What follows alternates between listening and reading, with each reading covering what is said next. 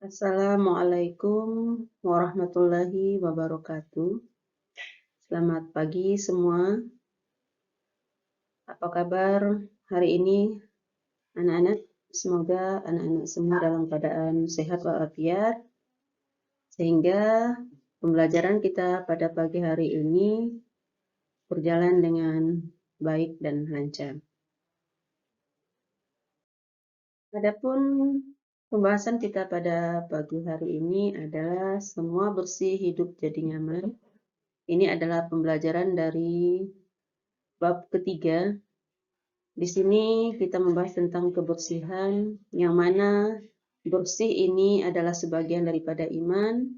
Dengan bersih, kita bisa merasa hidup kita bisa menjadi lebih nyaman.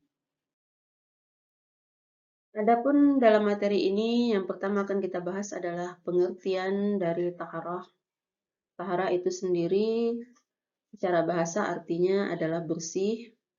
Adapun secara istilahnya berarti membersihkan diri dari segala sesuatu yang menghalangi untuk melakukan ibadah seperti hadas dan juga najis. Selanjutnya yaitu macam-macam hadas. Macam-macam hadas ini terdiri dari dua macam, ada hadas besar dan juga ada hadas kecil. Sebelum kita memasuki macam-macam hadas, sebaiknya kita pahami dulu apa itu makna dari hadas itu sendiri. Hadas adalah sesuatu yang terjadi atau yang berlaku pada diri seseorang yang menghalanginya untuk beribadah kepada Allah. Jadi di sini ada berupa kotor, yang mana kotoran itu ada pada diri kita sendiri, yang datang dari diri kita sendiri, dan kotoran itu yang menjadi penyebab terhalangnya kita untuk melakukan ibadah kepada Allah. Hadas yang pertama yaitu hadas kecil. Hadas kecil yang pertama seperti keluarnya sesuatu dari kubul dan dubur. Yang kedua hilangnya kesadaran. Dan yang ketiga bersentuhan kulit laki-laki dan perempuan yang bukan mahramnya. Dari hadas kecil ini bisa kita sucikan dengan cara berwudu. Bisa dengan cara berwudu. Baik itu hadas yang pertama tadi seperti keluar sesuatu dari kubul dan dubur seperti buang air kecil. Yang kedua ini hilang kesadaran seperti orang yang sudah sedang tertidur tapi sudah lama sekali tidurnya sehingga dia menyebabkan hilangnya kesadaran. Lalu yang ketiga bersentuhan kulit laki-laki dan juga kulit perempuan yang bukan mahramnya. Jadi ketiga hadas kecil ini bisa kita sucikan dengan cara berwudu. Jadi ketika kita ingin melaksanakan ibadah, hadas kecil ini cukup dengan cara berwudu terlebih dahulu. Selanjutnya yaitu hadas besar. Hadas besar ini ada beberapa macam, contoh di sini yang saya tampilkan. Yang pertama ada haid, yang kedua ada nifas, yang ketiga wiladah.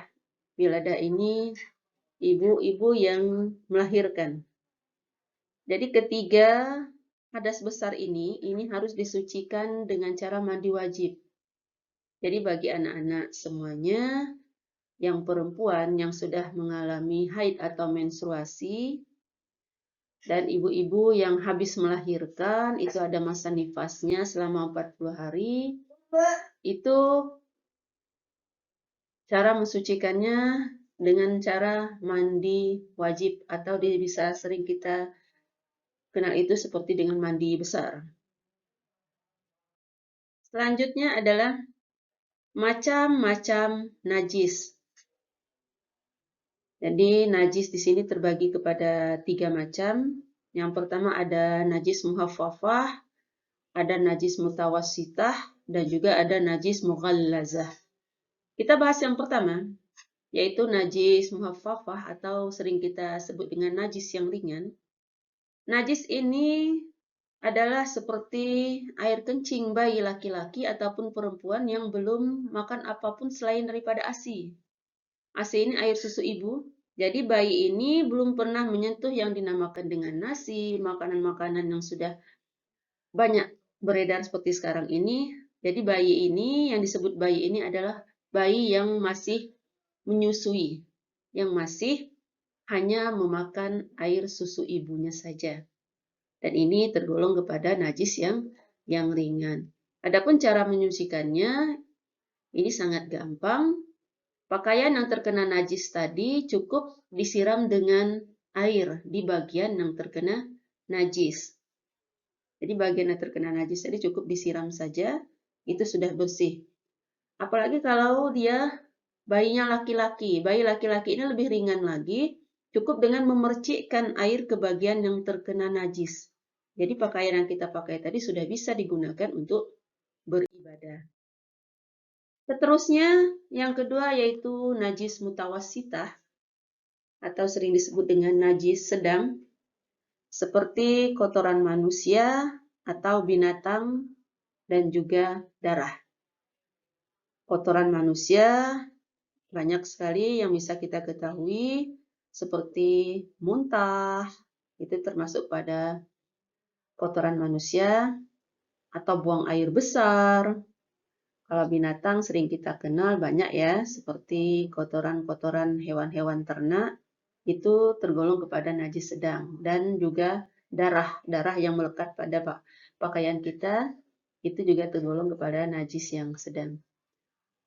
Adapun cara menyucikannya, yaitu harus disiram dengan air mutlak. Air mutlak ini air yang suci lagi mensucikan, sampai hilang wujudnya atau warnanya dan baunya.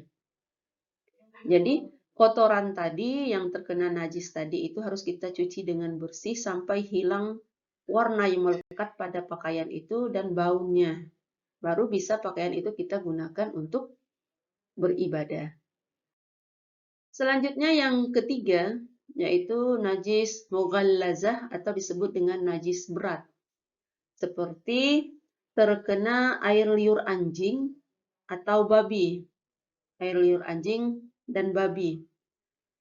Dan cara mensucikannya, ini sudah ada aturan di dalam Al-Qur'annya, sudah disebutkan di dalam Al-Qur'annya, ini tergolong kepada najis yang berat. Jadi cara mensucikannya yaitu dengan menggunakan air sebanyak 7 kali, dan salah satunya di antara yang 7 itu menggunakan panah. Barulah pakaian itu bisa kita pakai untuk beribadah. Nah, jadi disinilah materi kita pada pagi hari ini mengenai semua bersih hidup jadi nyaman. Semoga bermanfaat dan semoga video pembelajaran ini bisa menjadi pedoman bagi kita semua.